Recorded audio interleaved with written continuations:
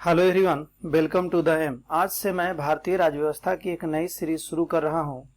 इस सीरीज में मैं 1000 से अधिक प्रश्नों पर चर्चा करूंगा और ये सारे प्रश्न किसी न किसी प्रतियोगी परीक्षाओं से लिए गए हैं जो आपके लिए काफी लाभदायक हैं। तो चलिए वीडियो को आगे बढ़ाते हुए भारतीय संविधान के अंतर्गत आने वाले अनुसूची से शुरू करते हैं। भारतीय संविधान में कुल कितनी अनुसूचियां हैं? तो भारतीय संविधान में वर्तमान में 12 अनुसूचियां हैं। मूलतः जो संविधान था उसमें कुल 8 अनुसूचियों की चर्चा थी, जिसमें 4 अन्य अनुसूची बाद में संविधान में संशोधन कर जोड़ा गया। संविधान में जो पहली अनुसूची अर्थात 9वीं अनुसूची जो जोड़ी गई वह प्रथम संविधान संशोधन अधिनियम 1951 के द्वारा जोड़ा गया। 10वीं अनुसूची 52वां संविधान संशोधन अधिनियम 1985 के द्वारा जोड़ा गया। 11वीं अनुसूची 73वां संविधान संशोधन अधिनियम 1992 के द्वारा जोड़ा गया। जबकि भारतीय संविधान में 12वीं अनुसूची जो है 74वां संविधान संशोधन अधिनियम 1992 के द्वारा जोड़ा गया था। अगले प्रश्न को बढ़ते हैं। निम्न में से किस अनुसूची को प्रथम संविधान संशोधन अधिनियम 1951 के द्वारा संविधान में शामिल किया गया था? तो प्रथम संविधान संशोधन अधिनियम 1951 के द्वारा 9वीं अनुसूची को भारतीय संविधान में शामिल किया गया था। मैंने अभी पहले वाले प्रश्न में यह बताया कि मूल संविधान में 8 अनुसूची की ही चर्चा थी, बाद में इसमें 4 अनुसूचियों को जोड़ा गया, जिसमें पहली अनुसूची जो जोड़ी गई वह 9वीं अनुसूची थी और 10वीं अनुसूची इसे 52वां संविधान संशोधन अधिनियम के द्वारा 1985 में जोड़ा गया। 10वीं अनुसूची में दल बदल विरोधी अधिनियम की चर्चा है। 11वीं अनुसूची में पंचायती राज की चर्चा है और 9वीं अनुसूची भूमि सुधार से संबंधित है। 8वीं अनुसूची में भारतीय संविधान में मान्यता प्राप्त 22 भाषाओं का उल्लेख है। भारतीय संविधान में मान्यता प्राप्त 22 भाषाओं का उल्लेख 8वीं अनुसूची में है। अगले प्रश्न की ओर बढ़ते हैं। 52वां संविधान संशोधन अधिनियम 1985 कब लागू हुआ? तो यह लागू हुआ 1 मार्च 1985 को। 52वां संविधान संशोधन अधिनियम 1985 के द्वारा दल बदल विरोधी अधिनियम को शामिल किया गया था और वह शामिल किया गया 10वीं अनुसूची में। 52वां संविधान संशोधन 1985 के द्वारा भारतीय संविधान में 10वीं अनुसूची जोड़ा गया और इसी अनुसूची में दल बदल विरोधी अधिनियम की चर्चा है। यह संविधान संशोधन अधिनियम हमारे प्रधानमंत्री राजीव गांधी के समय जोड़ा गया था, जो भारत के सबसे कम उम्र के प्रधानमंत्री बने थे। उस समय उनकी उम्र 40 वर्ष थी। 40 वर्ष राजीव गांधी जब प्रधानमंत्री थे उस समय यह संशोधन किया गया था, 52वां संविधान संशोधन अधिनियम। और जब यह संशोधन हो रहा था उस समय राष्ट्रपति जो थे, यह ज्ञानी जैल सिंह थे। ज्ञानी जैल सिंह राष्ट्रपति थे। ज्ञानी जैल सिंह भारत के प्रथम सिख राष्ट्रपति थे। ज्ञानी जैल सिंह भारत के प्रथम सिख राष्ट्रपति थे और इन्हीं के समय 52वां संविधान संशोधन अधिनियम 1985 लागू हुआ था। वर्तमान में भारत के राष्ट्रपति द्रौपदी मुर्मू है। द्रौपदी मुर्मू वर्तमान में भारत के राष्ट्रपति हैं और यह भारत के 15वें राष्ट्रपति हैं और यह भारत के दूसरे महिला राष्ट्रपति हैं। भारत के दूसरे महिला राष्ट्रपति बने द्रौपदी मुर्मू। पहले जो महिला राष्ट्रपति थी वे प्रतिभा देवी सिंह पाटिल थी, जो भारत की 12वीं राष्ट्रपति बने थे। 12वें राष्ट्रपति थे प्रतिभा देवी सिंह पाटिल, लेकिन वर्तमान में जो द्रौपदी मुर्मू बने हैं ये भारत के 15वें राष्ट्रपति बने हैं। अगले प्रश्न को बढ़ते हैं। किस अनुसूची में भारतीय संघ के पदाधिकारियों को मिलने वाले वेतन, भत्ते तथा पेंशन आदि का उल्लेख है? किस अनुसूची में? तो यह उल्लेख है 2री अनुसूची में। जबकि 3री अनुसूची में भारतीय संघ के कुछ पदाधिकारियों को लिए जाने वाले शपथ का उल्लेख किया गया है 3री अनुसूची में। जबकि चौथी अनुसूची में राज्यसभा में राज्यों या केंद्र शासित प्रदेश का जो स्थानों का जो आवंटन है उसकी चर्चा की गई है चौथी अनुसूची में। जबकि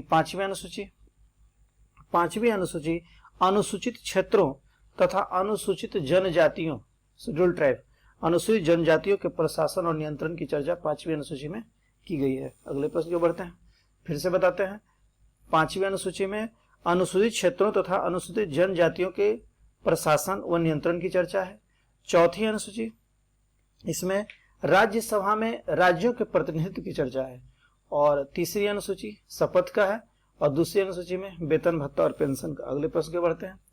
भारतीय संविधान की चौथी अनुसूची विवेचित करती है, तो चौथी अनुसूची अभी जस्ट मैंने बताया राज्यसभा में स्थानों के आवंटन से संबंधित है। चौथी अनुसूची केंद्र और राज्यों के बीच शक्तियों का विभाजन, इसका वर्णन भारतीय संविधान के सातवीं अनुसूची में है।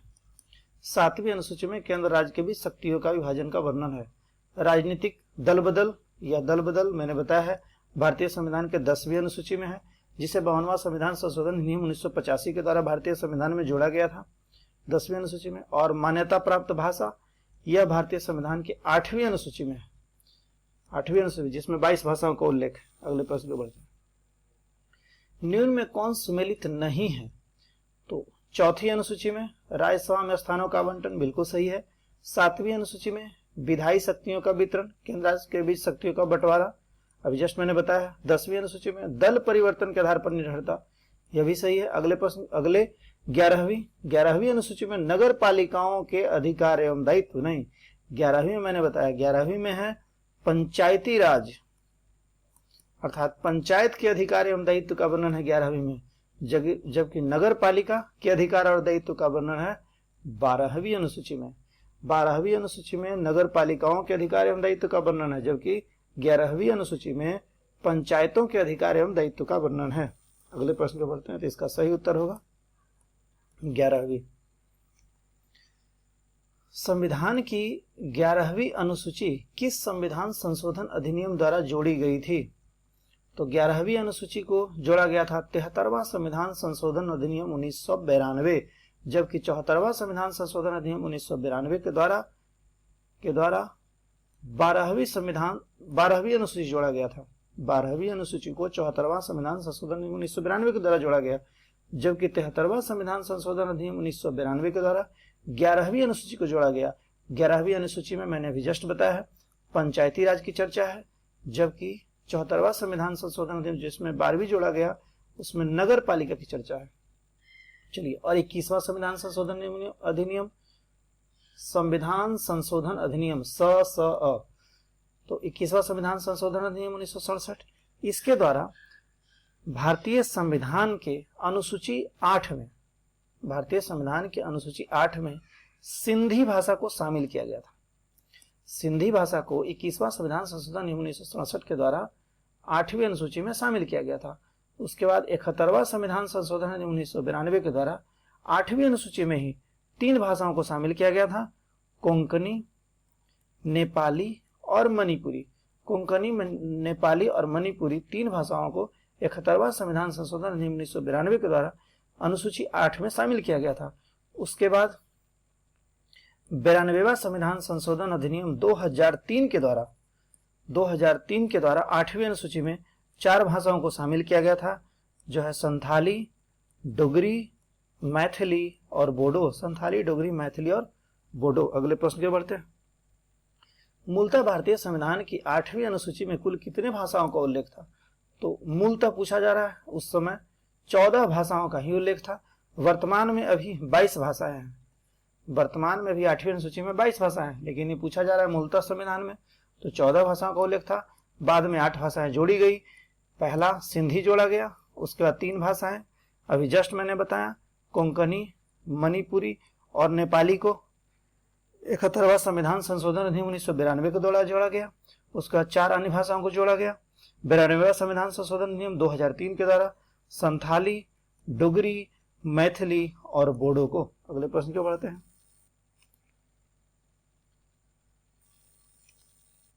निम्न में से किस भाषा को भारतीय संविधान की 8वीं अनुसूची में 92वां संविधान संशोधन अधिनियम द्वारा नहीं शामिल किया गया, तो 92वां संविधान संशोधन अधिनियम 2003 के द्वारा संथाली, डोगरी, मैथिली और बोडो को शामिल किया गया था। तो इसमें नेपाली नहीं होगा, नेपाली को शामिल किया गया था 71वां संविधान संशोधन अधिनियम 1992 के द्वारा, जिसमें 3 भाषाएं था, कोंकणी, मणिपुरी और नेपाली। अगले प्रश्न को बढ़ते हैं। भारतीय संविधान की 6ठी अनुसूची निम्न में से किस राज्य पर लागू नहीं होता? तो 6ठी अनुसूची में 4 राज्य असम, मेघालय, त्रिपुरा और मिजोरम। असम, मेघालय, त्रिपुरा और मिजोरम कुल 4 राज्यों के जनजातीय क्षेत्रों के प्रशासन के बारे में उपबंध किया गया है 6ठी अनुसूची में। तो किस पर लागू नहीं होगा? मणिपुर पर लागू नहीं होगा, मणिपुर। अगले प्रश्न को पढ़ते हैं। भारतीय संविधान के किस अनुसूची में राज्य व संघ राज्य क्षेत्र का उल्लेख है? राज्य व संघ राज्य क्षेत्र का उल्लेख पहली अनुसूची में है। पहली अनुसूची में राज्य व संघ राज्य क्षेत्र का उल्लेख है। दूसरे में मैंने बताया है भारतीय संघ के पदाधिकारी को मिलने वाले वेतन भत्ता। तीसरा में कुछ पदाधिकारी का वही शपथ और प्रतिज्ञान का प्रारूप का वर्णन है। चौथी राज्यसभा में राज्यों के प्रतिनिधित्व का वर्णन है। अगले प्रश्न को बढ़ते हैं। भारतीय संविधान के किस अनुसूची में विभिन्न राज्यों में अनुसूचित क्षेत्रों के प्रशासन और नियंत्रण के लिए विशेष उपबंध है? तो यह उपबंध है 5वीं अनुसूची में। 5वीं अनुसूची में अनुसूचित क्षेत्रों के प्रशासन और नियंत्रण के लिए विशेष उपबंध है 5वीं में। जबकि 6ठी अनुसूची में 4 राज्यों को, विशेषतः 4 राज्यों को असम, मेघालय, त्रिपुरा और मिजोरम के जनजातीय क्षेत्र का प्रशासन का वर्णन है। 4 राज्यों का स्पेशल है 6ठा। जबकि 5 में अनुसूचित क्षेत्रों के प्रशासन और नियंत्रण के लिए विशेष उपबंध किया गया है। चलिए 7वीं के बारे में मैंने बताया है, केंद्र और राज्यों की शक्ति का बंटवारा। 9वें भूमि सुधार से संबंधित है। अगले प्रश्न को बढ़ते हैं। भारतीय संविधान का 10वीं अनुसूची का संबंध है। 10वीं अनुसूची दल बदल विरोधी कानून से संबंधित है। और अनुसूचित एवं अनुसूचित जनजातीय क्षेत्र का प्रशासन, यह भारतीय संविधान की 5वीं अनुसूची में इसका वर्णन किया गया है। राज्य भूमि सुधार अधिनियमों को संवैधानिक सुरक्षा प्रदान करने हेतु सम्मिलित किया गया था। राज्य भूमि सुधार अधिनियम को संवैधानिक सुरक्षा प्रदान करने हेतु 9वीं अनुसूची को शामिल किया गया था। 9वीं अनुसूची, मूलतः संविधान में 8 अनुसूची की ही चर्चा थी। बाद में प्रथम संविधान संशोधन अधिनियम 1951 के द्वारा भारतीय संविधान में 9वीं अनुसूची को जोड़ा गया राज्य भूमि सुधार अधिनियमों को मान्यता देने हेतु। चलिए अगले प्रश्न को बढ़ते हैं।